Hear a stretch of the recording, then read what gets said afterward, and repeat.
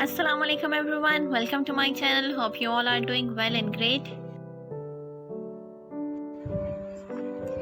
Yes guys, this is our lecture number 10 of Science Fact File Book 2. In our previous lecture, we have discussed about the chapter Simple Chemical Reactions. We have discussed about what is a chemical reaction. We have discussed about the word equation, what are the reactants and the products. We have also discussed about the chemical bonds. We also discussed about the physical and chemical change and about the endothermic and exothermic reactions. Today we will read about the content which is on page number 74 and 75. On the very 74 page, I have the topic types of chemical reactions. So let's start up the reading. Synthesis. The reaction between the iron and sulfur to form iron sulfide is a combination और synthesis reaction. अब जिस तरह जो है to compound जो बन रहे हैं, ठीक है, टू सब्सटेंस के अंदर हम कोई रिएक्शन कराते हैं तो उसको हम कॉम्बिनेशन रिएक्शन बोलते हैं. जिस तरह आयरन और सल्फर को मिक्स किया तो हमारे पास क्या बन गया, आयरन सल्फाइड. तो इस तरह की रिएक्शन जिसमें टू कंपाउंड्स मिक्सअप हो रहे हैं और न्यू जनरेशन हो रही है, कॉम्बिनेशन हो रहा है, कंबाइन हो जाते हैं कंपाउंड्स, तो उसको हम सिंथेसिस रिएक्शन बोलते हैं. This is sulphur to form this is because two different substances combine to make a new single substance. इसका ये मतलब है कि टू डिफरेंट सब्सटेंस होंगे, एक था आयरन और देन हमारे पास क्या आ गया था सल्फर. दोनों को मिलाने से एक न्यू सब्सटेंस बन जाता है. ये सिंथेसिस रिएक्शन होते हैं, ठीक है. And another example of a synthesis reaction is the burning of magnesium in oxygen. अगर आप मैग्नीशियम और ऑक्सीजन को जो है वो बर्न आउट करेंगे तो हमारे पास मैग्नीशियम ऑक्साइड बन जाएगा. तो ये भी सिंथेसिस रिएक्शन है कि हमारे पास पहले टू सब्सटेंस थे और उनकी जो है रिएक्शन से हमारे पास एक नया सब्सटेंस जो है वो बना है. तो जिस तरह नया सब्सटेंस बनेगा कंबाइन करने से किसी दो चीज़ों को, तो उस तरह के रिएक्शंस को हम क्या बोलेंगे, सिंथेसिस रिएक्शन बोलेंगे. जिस तरह इजी एग्जांपल मैं आपको दे रही हूँ, अगर मेरे पास वाटर है एंड मेरे पास शुगर है, इन दोनों को मिक्सअप किया तो हमारे पास जो न्यू सब्सटेंस बना, शुगर वाटर जो बन गया, वो क्या है, सिंथेसिस रिएक्शन है. वो न्यू सब्सटेंस बन गया, टोटली टू सब्सटेंसेस से एक नया चीज़ बन गई है, तो वो क्या है जी, हमारे पास सिंथेसिस रिएक्शन है. ठीक हो गया. Now moving on to the next page, which is page number 75.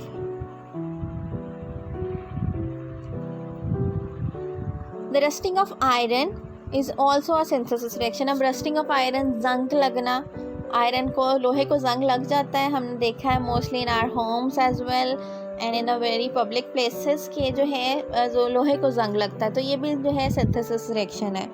पहले हमारे पास चीज़ कोई और थी, बाद में उसकी जो है शक्ल और सारी चीज़ उसकी बिगड़ गई, न्यू चीज़ बन गई, तो इस तरह के रिएक्शंस को हम सिंथेसिस रिएक्शन बोलते हैं. Iron combines with oxygen in the presence of water to form iron oxide, जिसको हम रस्ट कहते हैं, जंग कहते हैं. ठीक है, आयरन क्या करेगा, कंबाइन हो जाएगा ऑक्सीजन के साथ और वाटर के साथ. अब ये दोनों चीज़ें जो हैं इन्वायरमेंट में प्रेजेंट होती हैं, ऑक्सीजन भी होता है और वाटर भी होता है. जब ये दोनों रिएक्शन करेंगे तो हमारे पास क्या न्यू सब्सटेंस बनेगा, iron oxide.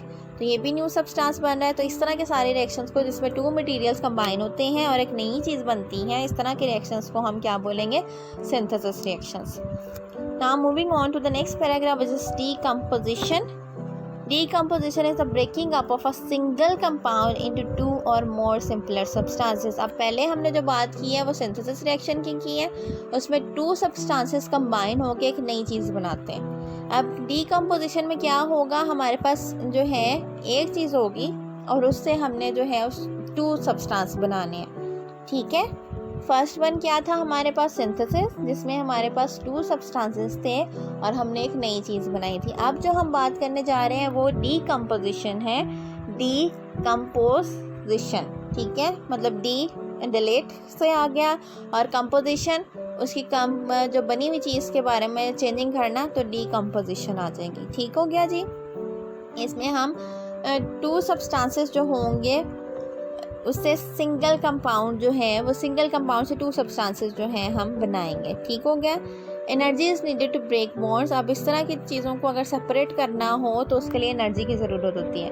Thermal decomposition, thermal कहते हैं हीट को.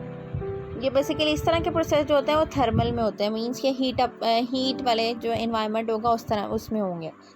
Thermal decomposition is the use of heat to break down a compound. अब थर्मल डीकम्पोजिशन की ज़रूरत पड़ेगी, थर्मल मीन हीट वाले प्रोसेस की, हीट वाले रिएक्शंस की ज़रूरत पड़ेगी अगर हमने किसी चीज़ को ब्रेक करना, पिघलाना है. When copper carbonate is heated, it changes from green powder to black powder. अगर आप कॉपर कार्बोनेट को हीटअप करोगे ना तो वो ग्रीन का जो है पाउडर में चेंज होगा और जो है वो ब्लैक पाउडर में चेंज होगा. ठीक है.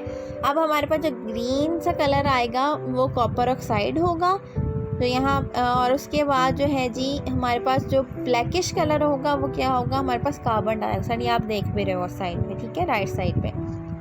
The green copper carbonates break down into black copper oxide and carbon dioxide. अब copper carbonate हमारे पास एक सब्सटेंस था और उसको जब हमने हीट अप किया, थर्मल डिकम्पोजिशन उसकी स्टार्ट किया, तो हमारे पास 2 सब्सटेंसेस बन गए. One is the carbon dioxide and second one is the copper oxide. Another example of thermal decomposition is in the manufacture of lime. Calcium oxide, limestone, calcium carbonate is heated to form calcium oxide and carbon dioxide gas. अब हमारे पास calcium का जो है हमारे पास calcium oxide है या का हमारे पास लाइमस्टोन है जिसको हम कैल्शियम कार्बोनेट भी बोलते हैं. उसको जब हम हीट अप करेंगे तो हमारे पास जो है वो कैल्शियम ऑक्साइड बनेगा और कार्बन डाइऑक्साइड बनेगा. The test for carbon dioxide. Carbon dioxide reacts with lime water, calcium hydroxide solution. जब कार्बन डाइऑक्साइड जो है वो मिक्सअप होती है लाइम वाटर के साथ तो एक सोल्यूशन बनाती है जिसको हम कहते हैं calcium hydroxide solution. If carbon dioxide is bubbled through lime water. अगर कार्बन डाइऑक्साइड आपको बबल आउट नज़र आ रहे हैं, जिस तरह अगर आप कोक की जो बॉटल को है उसको हिलाते हो तो आपको एक बबल्स नज़र आते हैं. ठीक है, on the top of the bottle आपको बबल्स नज़र आते हैं, वो कार्बन डाइऑक्साइड होती है. सेम इन द टेस्ट यही होगा कि अगर if carbon dioxide is bubbled through the lime water, the lime water turns from a colourless to a cloudy white solution. अब क्या होगा कि अगर हमने कार्बन डाइऑक्साइड की अमाउंट इसमें प्रेजेंट है लाइम वाटर के अंदर तो लाइम वाटर का कलर जो है वो कलरलेस हो जाएगा और वो क्लाउडी एमल्जेंस मीन्स के एक धुआं टाइप उड़ेगा वहाँ से. ठीक है. Carbon dioxide is heavier than air. Carbon dioxide की जो वेटेज होता है वो हैवी होता है. Carbon dioxide is a heavy gas as compared to the air. This means it can be poured from one test tube to another. अब कार्बन dioxide जो है वो भारी गैस है, इसका मतलब है कि इसको हम एक टेस्ट ट्यूब से सेकेंड टेस्ट ट्यूब में ईजिली जो है वो शिफ्ट आउट कर सकते हैं. Pouring carbon dioxide in the test tube of lime water will cause the lime water to turn milky. अब lime water जिसमें कार्बन डाइऑक्साइड की प्रेजेंस होगी उसके अगर हम चेंज करेंगे from one test tube to second test tube तो उसका कलर जो है वो कार्बन डाइऑक्साइड की वजह से मिल्की हो जाएगा. ठीक है, वाइटिश कलर आ जाएगा उसका. Now moving on to the next page.